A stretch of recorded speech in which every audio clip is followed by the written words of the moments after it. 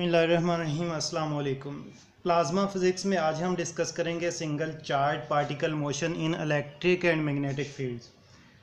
तो स्टार्ट करते हैं हम यूनिफॉर्म फील्ड से, यानी कि हम कहते हैं कि हमारा चार्ज पार्टिकल जो है वो पहले यूनिफॉर्म फील्ड्स में मूव करेगा। अच्छा, इसमें हम पहले ये कर लेते हैं, पहले केस में हम ई को ज़ीरो ले लेते हैं। हमारा चार्ज पार्टिकल जो है उस पर मैग्नेटिक फील्ड ही अप्लाई हुआ है। अच्छा, मैग्नेटिक फील्ड अप्लाई हुआ है तो फिर उस पर मैग्नेटिक फोर्स अप्लाई होगी। अगर वो किसी एंगल पे इंटर होता है मैग्नेटिक फील्ड में तो उस पर फिर फोर्स अप्लाई होगी, और वो एंगल 0 या 180 डिग्री हरगिज़ नहीं होना चाहिए, उसके अलावा कोई भी एंगल हो सकता है। तो जब फोर्स अप्लाई होगी तो चार्ज डिफ्लेक्ट करेगा, ये हम जानते हैं, और ये इक्वेशन है उस फोर्स के लिए। अब न्यूटन अंकल के मुताबिक जब फोर्स अप्लाई हो रही है तो फिर एक्सलेशन भी प्रोड्यूस होगा। तो हम लिख सकते हैं कि F is equal to M में, या हम इसको लिख सकते हैं कि F is equal to M D V over D T. ठीक है जी। तो या फिर हम लिख सकते हैं कि M D V over D T जो है that is equal to Q into we cross V. अब क्रॉस प्रोडक्ट जो है इसका मसला है, v और b के दरमियान में अगर हम सपोज करते हैं कि एंगल 90 डिग्री का है तो फिर v की डायरेक्शन क्या है और b की डायरेक्शन क्या है, यानी कि कौन से एक्सिस के अलोंग हैं। हम ये इसको इस तरह से भी कह सकते हैं। अगर हम कहें कि हमारा जो मैग्नेटिक फील्ड b है ये z एक्सिस के अलोंग है, ठीक है, हम कह देते हैं कि b जो है ये है b z यूनिट वेक्टर। तो इससे हमें पता चलता है कि ये z एक्सिस के अलोंग है। तो फिर v जो है ये x एक्सिस के अलोंग होगा, क्योंकि हमने 90 एंगल की बात की थी, तो v जो है वो x एक्सिस के अलोंग हो सकता है या y एक्सिस के अलोंग हो सकता है। चलें पहले हम x एक्सिस के अलोंग की बात करते हैं। तो ये वाली टर्म जो है, ये वाली टर्म, इसको फिर हम लिख सकते हैं m D we x over D T is equal to Q. अच्छा, अब एंगल 90 डिग्री का है तो यहाँ पे आ जाएगा क्यू बी, और अब डिफ्लेक्शन के बाद जो वेलोसिटी की डायरेक्शन होगी वो पहली डायरेक्शन के परपेंडिकुलर होगी। हमें राइट हैंड रूल ये बताता है कि यहाँ पे फिर आ जाएगी वी वाई। तो या हम ये भी कह सकते हैं कि बी जी एक्सिस के लॉन्ग है, वी एक्स एक्सिस के लॉन्ग है। जो डिफ्लेक्शन प्रोड्यूस होगी वो इस प्लेन के परपेंडिकुलर होगी। तो प्लेन के परपेंडिकुलर हमारे पास फिर जो डायरेक्शन है वो वाई है। ठीक है, ये चीज़ क्लियर है। अच्छा, फिर इसको हम कर लेते हैं इक्वेशन 1, और फिर इसी तरह से अगर हमारी वेलोसिटी जो है वो वाई के लॉन्ग है, यानी कि हम यही चीज़ जो है ये इस तरह से है, सॉरी एक्सलेशन जो है वाई के लॉन्ग प्रोड्यूस हो रहा है, या इनिशियल वेलोसिटी जो थी वो वाई के लॉन्ग थी, तो फिर हमारे पास ये आ जाएगा क्यू बी वी एक्स। इसको हम 2 कर लेते हैं। अब हम ये करते हैं कि हम कहते हैं कि जो D we x over D T है, इसमें एम को राइट साइड पे शिफ्ट कर लिया तो Q B divided by M into we Y, इसको इक्वेशन 3 कर दिया। ठीक है जी। अब फिर हम ये करते हैं कि इसी तरह से ये सेकंड इक्वेशन जो है इसमें भी D we Y over D T is equal to Q B over M, और ये आ गई वी एक्स, इसको इक्वेशन 4 कर दिया। अच्छा, अब ये इक्वेशन 3 और इक्वेशन 4 ज़रा जहन में रखिएगा, हम इसको हम डेरिवेटिव लेंगे। तो नेक्स्ट पेज पर फिर मैं डेरिवेटिव लेता हूँ। सबसे पहले हम डेरिवेटिव ले लेते हैं जो हमारे पास फोर्थ इक्वेशन थी उसमें हम डेरिवेटिव लेते हैं दोनों साइड्स पे। तो हमारे पास फिर ये आ जाएगा D two we Y. Second equation मैं यहाँ पे दोबारा लिख देता हूँ कि डी वो थी d we Y over D T is equal to, इसको मैं काट देता हूँ फिलहाल, is equal to Q B over M into we x. ठीक है, अब डेरिवेटिव लेते हैं। तो time derivative d two y v Y over D t 2 is equal to Q B over m as it is आ जाएगा, और d we x over D t आ जाएगा। ठीक है, इक्वेशन 3 हमें बताती है कि D we x over D T जो है ये बराबर है Q B over M into we Y के। तो फिर यहाँ पे ये चीज़ अगर हम सब्स्टिट्यूट करें यहाँ पे, तो हमारे पास इक्वेशन आ जाएगी D two we Y over D T two is equal to Q B over M into, फिर क्यू बी ओवर एम आ जाएगा, तो इसका मतलब है कि ये टर्म तो स्केयर फॉर्म में आ जाएगी, साथ में हमारे पास आ जाएगा वी वाई। अच्छा, एक चीज़ जो है वो यहाँ पे हम मिस कर गए हैं, वो चीज़ क्या थी? वो थी इक्वेशन 4 लिखते हुए हमने मिसिंग की थी। बेसिकली हम दोबारा से उस चीज़ को रिप्रेजेंट कर लेते हैं ताकि जो मिसिंग पॉइंट है वो उसको हम क्लियर कर सकें।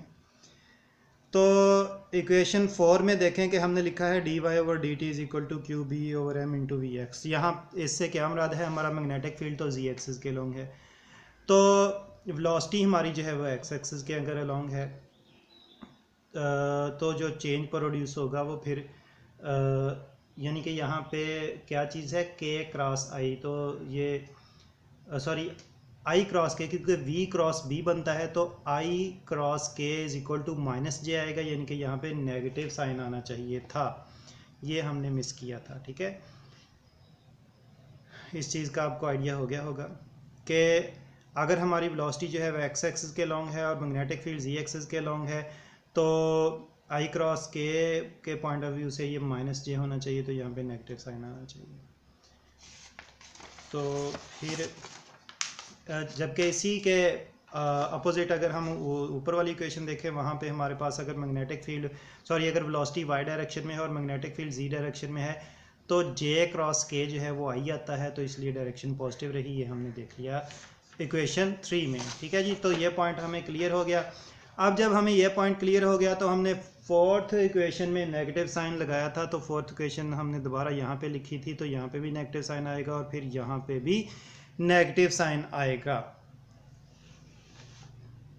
इस चीज़ से कंफ्यूज नहीं होना कि यह स्केयर भी है, क्योंकि स्केयर तो इस टर्म के मल्टीप्लाई होने से बना है। इस टर्म का नेगेटिव साइन जो था वो सिर्फ एक ही दफ़ा था, क्योंकि ये वाली इक्वेशन थर्ड इक्वेशन है। अच्छा ठीक है जी, कंटिन्यू करते हैं आगे। अगर हम इसी इक्वेशन को, इसमें से ये वाली टर्म जो है Q B over M whole का स्केयर, इसको हम ले लें, अगर एक और टर्म से रिप्रेजेंट कर दें, वो टर्म उसको मैं डिफाइन कर देता हूँ मेगा सी से, तो इक्वेशन हमारे पास आ जाएगी जी D two we Y over D T two, और मैं चलें पहले लिख लेते हैं minus omega C we Y.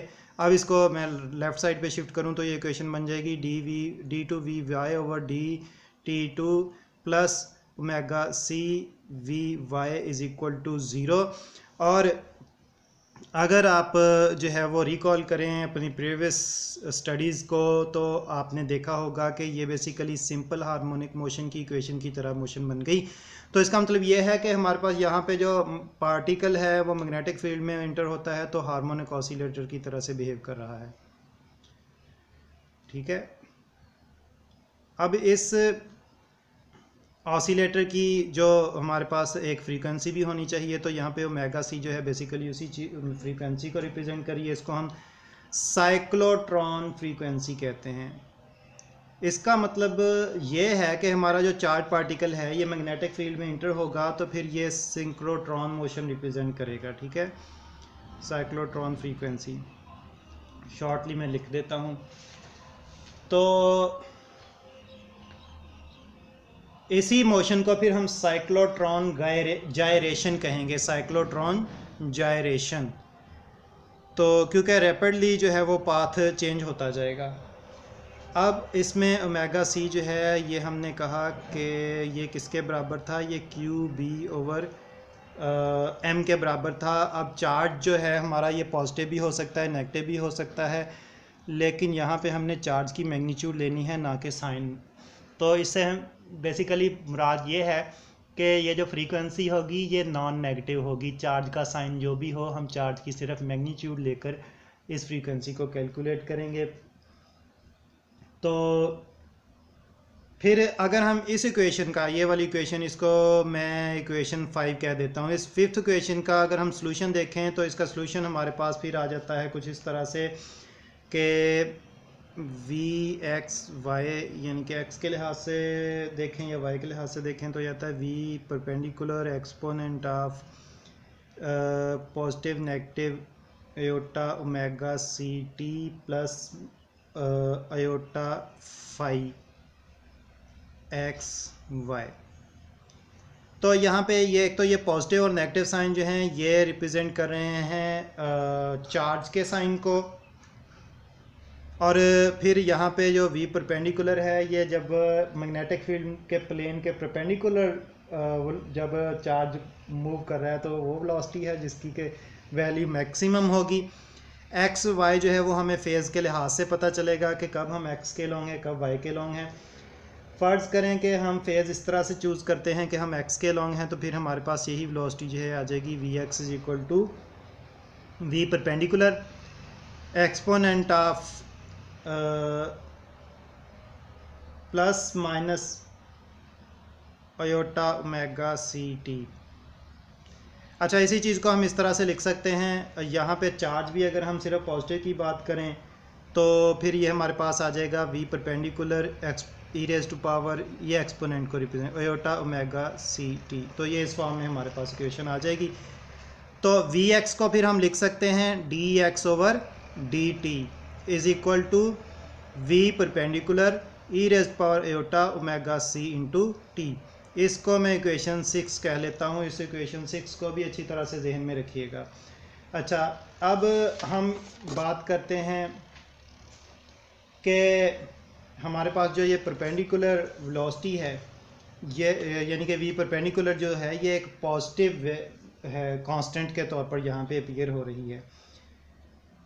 फिर हमने एक इक्वेशन लिखी थी, वो इक्वेशन थी हमारे पास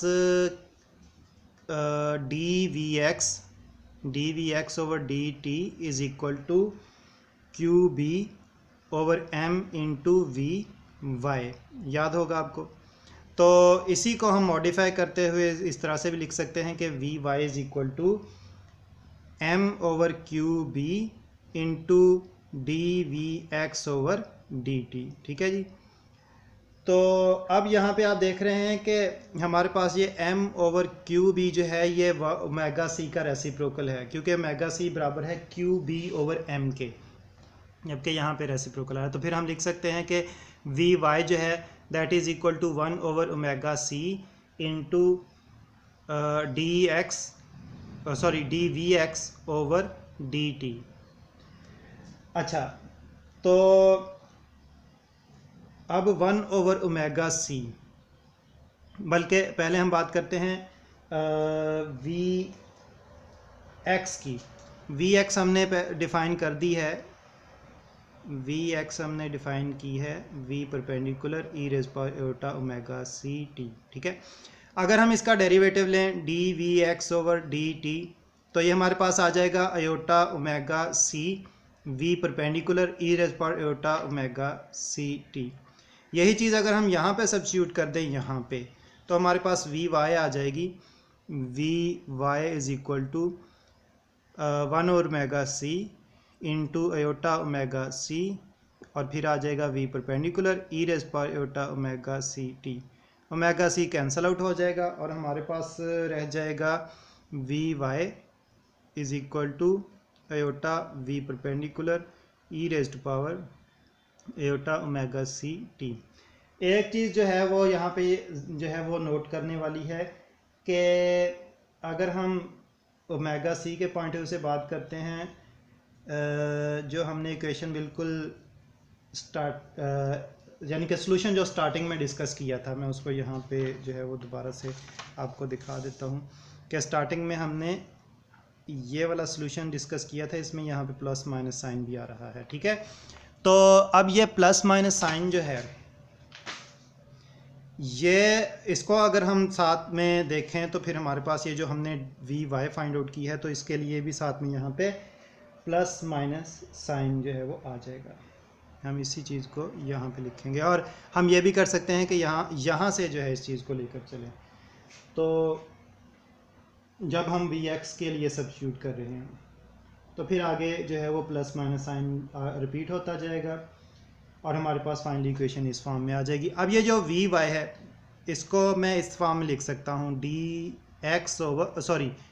Y over D T is equal to plus minus iota V perpendicular E raise power iota omega C into T. तो इसी तरह की एक इक्वेशन जो थी हमने इक्वेशन नंबर 6 जिसको कहा था x के लिए बनाई थी D X over D T, और यहाँ पे y के लिए हमें इक्वेशन मिल गई।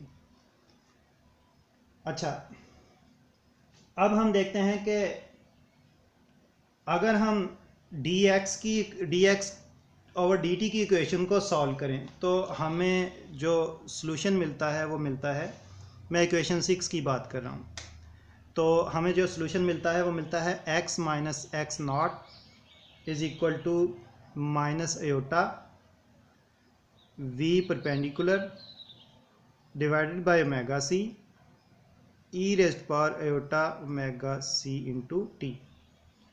इसको मैं कह देता हूँ 8। और फिर इसी तरह से y के लिए यानी कि डी वाई और डी टी को सॉल्व करें। सॉल्व क्या करना है, बेसिकली इंटीग्रेट करना है, जस्ट डी टी को राइट साइड पे शिफ्ट कर दें, फिर दोनों तरफ से इंटीग्रेट करें तो y माइनस वाई नॉट जो है वो आ जाएगा हमारे पास। बाउंड्री कंडीशन के लिए आप जो है वो y नॉट अप्लाई कर दें, जबकि हमारे पास ओमेगा सी 0 हो तो फिर हमारे पास ये आ जाएगा y minus Y naught is equal to plus minus v perpendicular. अब यहाँ पे आप देख रहे हैं कि यहाँ पे एयोटा आया, जबकि यहाँ पे एयोटा पहले था और वो अब नहीं है। तो क्यों नहीं है, इसलिए नहीं है कि यहाँ से जो एयोटा था वो उसने इस चीज़ को कैंसिल आउट करके हमें सिंपली जो था वो रियल वैल्यू दे दी, और हमारे पास ये आ रहा है v perpendicular divide by omega C into E raise power iota omega C into T. इस इक्वेशन को मैं इक्वेशन 9 कह देता हूँ। अच्छा, अब यहाँ पे हमें दोनों इक्वेशंस में हम देख रहे हैं कि एक टर्म नज़र आ रही है, वो क्या है, v परपेंडिकुलर ओवर ओमेगा सी, और ये टर्म कांस्टेंट है। और इस टर्म को अगर इस टर्म के हम डायमेंशन देखें तो ये हमें डिस्टेंस के डायमेंशन देगी। तो v perpendicular over omega c, ये ओमेगा सी की जगह अगर हम q B over m put कर दें तो हमारे पास ये रेसिप्रोकल में m v perpendicular over Q b आ जाएगा। क्यू के क्योंकि हमने साइन को इग्नोर करना है तो सिर्फ मोड लेंगे। तो इस चीज़ को हम कहते हैं पहले हम आर एल से रिप्रेजेंट कर लें, इसको हम आर एल से रिप्रेजेंट कर लेते हैं, और इसको हम कहते हैं लार्मर रेडियस, और इस तरह की मोशन को हम कहते हैं लार्मर जायरेशन। अच्छा, अब हमने जो इक्वेशन लिखी हैं, इक्वेशन 8 और 9, इनके अगर हम सिर्फ रियल पार्ट ले लें तो इनके रियल पार्ट जो है वो हमारे पास कुछ इस फॉर्म में आ जाएंगे। यानी कि अगर हम एक्सपोनेंट को ओपन करें और एक्सपोनेंट को आप जानते हैं, यहाँ पे मैं लिख लेता हूँ कि हम जानते हैं कि E raise power iota theta जो है that is equal to cos theta plus iota sine theta, ठीक है। और अगर यहाँ पे भी एयोटा लग जाएगा तो फिर ये कॉज वाला जो है ये इमेजिनरी बन जाएगा और साइन वाला रियल बन जाएगा। तो इसी पॉइंट ऑफ व्यू से हम इक्वेशन 8 और इक्वेशन 9 को के सिर्फ रियल पार्ट्स को लिखें तो हमारे पास आ जाएगा x minus X naught is equal to R L sine omega C into T. यहाँ पे साइन रियल पार्ट के तौर पर कैसे है, तो क्योंकि यहाँ पे ये जो ओमेगा है ये एयोटा जो है, ये वाला एयोटा जो है ये यहाँ पे इसको रियल बनाएगा। और फिर इसको मैं इक्वेशन 10 कह लेता हूँ। और जो y के लिए हम अगर इक्वेशन लिखें तो y minus Y naught is equal to R L cos omega C into T, और ये हमारे पास आ जाएगा इक्वेशन 11, इसको हम कह देते हैं। हम देख रहे हैं कि हमारे पास y के लिए यहाँ पे पॉजिटिव नेगेटिव साइन है, तो यहाँ पे भी हमें पॉजिटिव नेगेटिव साइन लगाने पड़ेंगे। अच्छा, अब एक्स और वाई की ये इक्वेशंस हमें बता रही हैं कि हमारे पास एक सेंट्रल पॉइंट होगा जिसके अलोंग ये जायरेशन यानी कि ये सर्कुलर मोशन होगी। तो उस सेंट्रल पॉइंट को हम गाइडिंग सेंटर कहते हैं। ठीक है जी, guiding centre of the gyration. और ये कहाँ पे होगा? एक्स नॉट और वाई नॉट पे। तो इस सेंटर के अलोंग जो है वो पार्टिकल सर्कुलर पाथ में इस तरह से मूव करेगा। ये हम पॉजिटिव आयन के लिए रिप्रेजेंट कर रहे हैं जो काउंटर क्लॉकवाइज मूव करेगा, तब जब हमारा मैग्नेटिक फील्ड जो है वो जी एक्सिस के अलोंग होगा। और फिर नेगेटिव के लिए अगर हम शो करें तो उसको हम इस डायरेक्शन में रिप्रेजेंट कर सकते हैं। मैंने क्योंकि पार्टिकल नेगेटिव जो है वो इलेक्ट्रॉन है जो कि आयन की निस्बत बहुत छोटा है, इसलिए यहाँ पे इसका रेडियस भी छोटा लिया है।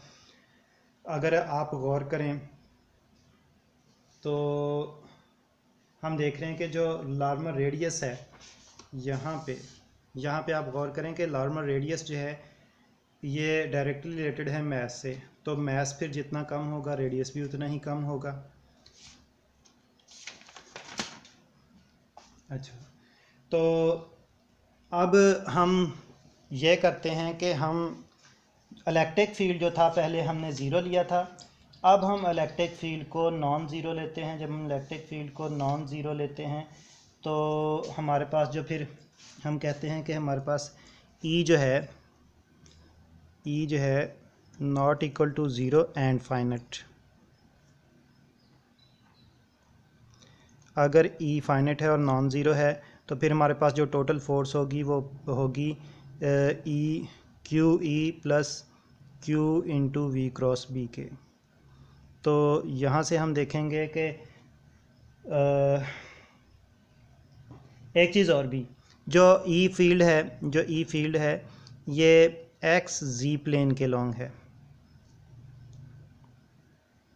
ठीक है जी, तो फिर फोर्स ई के लिए यानी कि ई की जो फोर्स लगेगी वो उसी डायरेक्शन में लगेगी जिस डायरेक्शन में ई खुद है।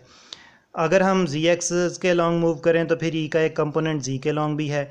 तो फिर हमारे पास जो फोर्स लगेगी यानी कि हम लिख सकते हैं कि M D v g over D T is equal to Q into e g. और इसी चीज़ को हम लिख सकते हैं कि g over D T is equal to Q over M into e g. और अगर हमारा फील्ड जो है वो एक्स एक्सिस के लॉन्ग है तो फिर यही चीज़ हमारे पास आ जाएगी। अच्छा, पहले तो हम ये बात कर लें कि अगर हम इसी चीज़ को इंटीग्रेट करें डी टी को राइट साइड पे शिफ्ट करते हुए तो फिर हमारे पास ये आ जाएगा v g is equal to q e g. और एक चीज़ जहन में रखिएगा कि ई जो है यहाँ पे हमने कांस्टेंट लिया हुआ है डायरेक्शन और मैग्नीट्यूड दोनों के लिहाज से। अब साथ में आ जाएगा वी जी नॉट, यानी कि उस टाइम पे जिस टाइम पे हमने ऑब्जर्वेशन स्टार्ट की थी तो उस टाइम पे फिर डेफिनेटली टाइम की वैल्यू ज़ीरो होगी और वेलोसिटी की वैल्यू जो है वो जी के लॉन्ग मैक्सिमम होगी। इसको हम वी जी नॉट से रिप्रेजेंट कर दिया है। अच्छा, अब अगर हम एक्स एक्सिस के लॉन्ग बात करें तो एक्स एक्सिस के लॉन्ग यही चीज़ जो है हम इस तरह से लिख सकते हैं। हमने जी के लॉन्ग बात की थी वेलोसिटी की, अगर एक्स एक्सिस के लॉन्ग है तो फिर हम यही जो है वो V D we x over D T is equal to Q over M into E X. अच्छा, अब एक चीज़ आ जाएगी कि हमारे पास यहाँ पे अब मैग्नेटिक फील्ड भी एक्स एक्सिस के लॉन्ग असरअंदाज होगा, वाई एक्सिस के लॉन्ग क्यों असरअंदाज नहीं हुआ था। Omega C into we Y. तो बेसिकली हमारा पार्टिकल जब जी एक्सिस के लॉन्ग, अगर आप गौर करें यहाँ पे हमारा जब वेलोसिटी जी एक्सिस के लॉन्ग होगी तो फिर सिर्फ इलेक्ट्रिक फील्ड का कंपोनेंट अप्लाई होगा। मैग्नेटिक फील्ड क्योंकि खुद जी के लॉन्ग है और वेलोसिटी और मैग्नेटिक फील्ड अगर एक ही डायरेक्शन में आ जाएं पैरेलल या एंटी पैरेलल तो फिर डिफ्लेक्शन नहीं होती, मैग्नेटिक फोर्स अप्लाई नहीं होती। तो इसलिए यहाँ पे सिर्फ इलेक्ट्रिक फील्ड अप्लाई हो रहा था, जबकि यहाँ पे मैग्नेटिक फील्ड जी एक्सिस के लॉन्ग है लेकिन वेलोसिटी एक्स एक्सिस के लॉन्ग है, तो इसलिए यहाँ पे मैग्नेटिक डेफ्लेक्शन भी आएगी, जिसको हम प्लस माइनस ओमेगा सी और वी वाई से इंटू वी वाई से रिप्रेजेंट कर रहे हैं। अगर यही चीज़ यानी कि हमने z के लॉन्ग वेलोसिटी देखी, हमने x के लॉन्ग देखा, अगर हम एक्सलेशन y के लॉन्ग देखें यानी कि dy ओवर dt ले लें, तो अब y के लॉन्ग जो है वो क्योंकि इलेक्ट्रिक फील्ड नहीं है तो फिर इसलिए ये फोर्स ज़ीरो हो जाएगी और हमारे पास बचेगी सिर्फ मैग्नेटिक फोर्स y के लॉन्ग, जो कि होगी अब साइन जो है वो अपोजिट हो जाएंगे, माइनस प्लस हो जाएंगे। ओमेगा सी की इसकी बात हम पहले भी कर चुके हैं कि साइन जो है वो कैसे चेंज होंगे, आई जे के की फॉर्म में, साथ में आ जाएगा वी एक्स। ठीक है जी। अच्छा, अब यहाँ से हम देखते हैं कि अगर हम डबल डेरिवेटिव ले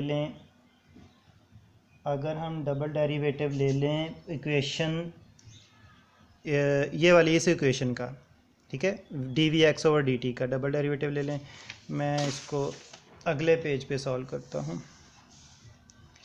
तो अगर हम ले लें D two V x over D T two, तो हमारे पास राइट साइड आ जाएगी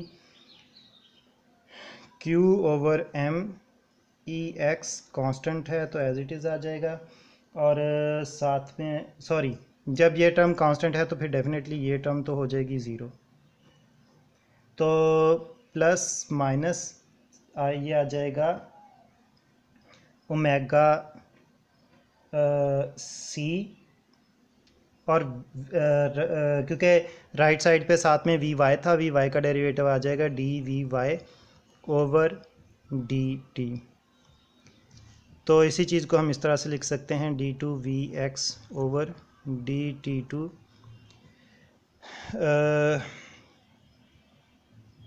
अगर आप गौर करें तो D we Y over D T के लिए हमने भी एक इक्वेशन लिखी थी, यहाँ पे मैं आपको दिखाता हूँ, वो थी माइनस प्लस ओमेगा सी वी एक्स।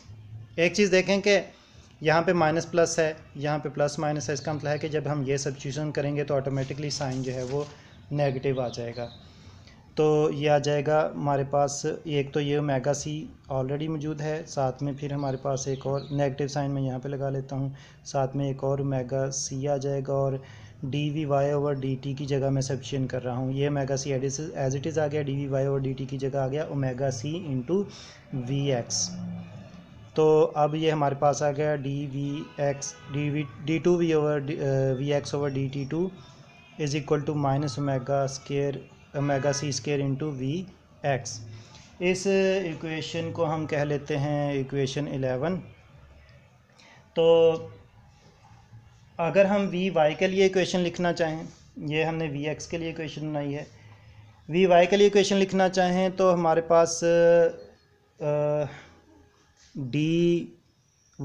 पहले तो हम लिख लेते हैं कि D we Y over D t था हमारे पास minus plus omega C into we x के। अगर डेरिवेटिव लें दो दफ़ा तो डी टू वी वाई, यानी दो दफ़ा नहीं यानी कि एक और derivative, d two we Y over D T two is equal to minus plus omega सी और d we x over D t. अब d we x over D t की जगह फिर से हम जो है वो इसकी इक्वेशन सब्स्टिट्यूट कर दें जो कि हमारे पास थी। मैं यहाँ पे लिख लेता हूँ, ये थी हमारे पास d we x over D T, जो थी हमारे पास ये थी q over M into E x plus minus omega C we Y. तो फिर हमारे पास ये ऊपर वाली इक्वेशन बन जाएगी D two we Y over D T two, साथ में आ जाएगा माइनस प्लस और ये वाला omega C into Q over M E x plus minus omega C we Y. जबकि हम ये भी जानते हैं कि हमारे पास ये जो Q ओवर M है, बल्कि हम ये करते हैं कि हम यहाँ पे इक्वल का साइन डालना था, हम ये करते हैं कि हम ओमेगा सी इंटरनली यहाँ पे, बल्कि ये यहाँ पे एक ओमेगा सी से मल्टीप्लाई कर देते हैं। जब हमने यहाँ पे मल्टीप्लाई कर दिया तो अंदर हम बी से मल्टीप्लाई डिवाइड करते हैं, तो Q B over M into 1 over b ई एक्स प्लस माइनस यहाँ पे omega C into we y as it is आ गया। अब आप जानते हैं कि क्यू बी ओवर एम जो है ये ओमेगा सी के बराबर है। यहाँ पे इक्वल साइन मैंने नहीं लिया, तो फिर माइनस प्लस ओमेगा सी इंटू ओमेगा सी, और ये चीज़ हम लिख लेते हैं ई एक्स ओवर बी, और plus minus omega C we Y. यहाँ से और यहाँ से ओमेगा सी कॉमन ले लेंगे, बाहर ओमेगा सी का स्केयर हो जाएगा। तो हमारे पास ये इक्वेशन जो है वो इस फॉर्म में आ जाएगी,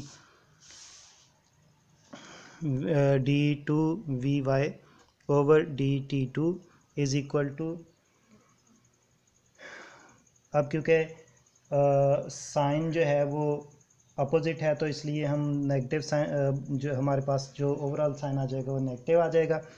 तो negative omega square C into ई X over B plus V Y, या अल्टीमेटली हमने नेगेटिव साइन कॉमन ले लिया तो हमारे पास ये फॉर्म आ गई। ठीक है जी, तो इसी चीज़ को हम फिर इस तरह से भी लिख सकते हैं, क्योंकि ई एक्स और B, E x divided by B जो है ये कॉमन है, सॉरी कांस्टेंट क्वांटिटी है, तो फिर हम इस तरह से भी लिख सकते हैं कि D two over D T two into we Y, ये वाला वी वाई जो था मैंने, और साथ में हम ई एक्स ओवर बी ले सकते हैं, क्योंकि अगर इसका डेरिवेटिव ले तो ये टर्म फिर से ख़त्म हो जाएगी। Minus omega square C square into we Y plus E X over B. अच्छा, अब ये चीज़ जो है बेसिकली हमें बताती है कि अगर हम वी वाई को रिप्लेस करें वी एक्स से तो हमारे पास फाइनली रिज़ल्ट जो है वो कुछ इस तरह से आ जाएगा, we Y is equal to plus minus eta v perpendicular e raised power eta omega C t minus e x divided by b, और जो एक्स एक्सिस के लॉन्ग वेलोसिटी का कंपोनेंट होगा वी एक्स, वो आ जाएगा v x is equal to we perpendicular E raise power eta omega C into T. तो ये चीज़ और ये चीज़ हमें ज़ाहिर करती है, सॉरी कैंसलेशन नहीं की मैंने, सिर्फ लाइन लगाई थी। तो ये चीज़ हमें ज़ाहिर करती है कि जब वेलोसिटी जो है, जब पार्टिकल जो है वो मूव करेगा पॉजिटिव एक्स एक्सिस के लॉन्ग तो उसकी वेलोसिटी में इजाफा होगा, और जब वो नेगेटिव एक्सिस के लॉन्ग मूव करेगा तो उसकी वेलोसिटी कम होगी। तो नेट रिजल्ट जो है वो एक दूसरे को कैंसिल आउट करेगा, और ये वेलोसिटी जो होगी ड्रिफ्ट वेलोसिटी, इसको भी हम फाइंड आउट करेंगे जो इलेक्ट्रिक फील्ड की वजह से होगी। उसके लिए हम क्या करते हैं, उसके लिए हम ये करते हैं कि हमारे पास जो इक्वेशन थी Lorentz equation, f is equal to e in q into e plus Q into we cross b, इसमें f को ज़ीरो ले लेते हैं तो q कॉमन आ जाएगा, e प्लस वी क्रॉस b जो है ये हमारे पास ज़ीरो आ जाएगा। तो अगर हम इसको इस तरह से लिख लें, e is equal to minus V cross b, दोनों तरफ b से क्रॉस प्रोडक्ट लें तो e cross b is equal to minus V cross b। अगर इस क्रॉस प्रोडक्ट को हम शफल करें तो नेगेटिव साइन जो है वो चेंज हो जाएगा, तो ये हमारे पास आ जाएगा b इन क्रॉस v क्रॉस b। ठीक है, तो इस पे अगर हम कर्ल का प्रोडक्ट रूल अप्लाई करें तो e cross b is equal to, ये हमारे पास आ जाएगा v b square minus v into V dot b। तो v डॉट b जो है, अगर वेलोसिटी और मैग्नेटिक फील्ड आपस में परपेंडिकुलर हैं जो कि होनी चाहिए डिफ्लेक्शन के लिए, फोर्स के लिए, तो फिर ये वाली टर्म जो है वो ज़ीरो हो जाएगी।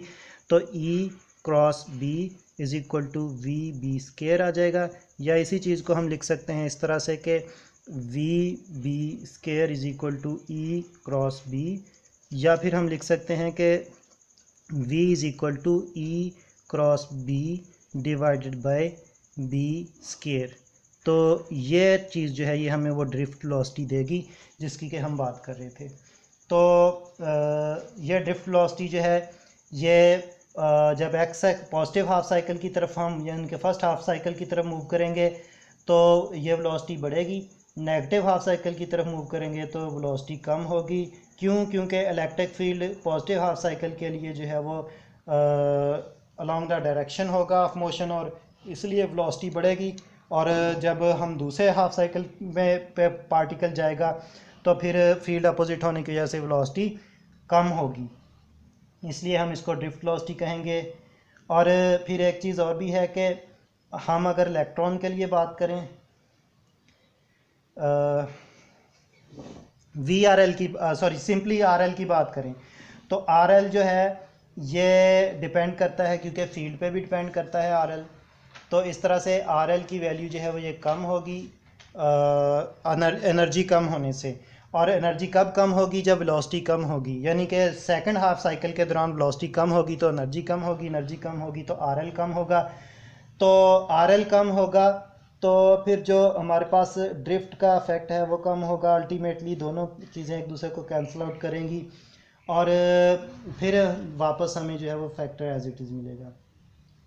3 डायमेंशनल मोशन में अगर हम इस चीज़ को देखें तो हमें जो ओवरऑल मोशन नज़र आएगी वो एक स्लैंटेड हेलिक्स की तरह से नज़र आएगी। ठीक है, इसको हम तकरीबन कुछ अगर शो कर सकें तो। Thank you very much.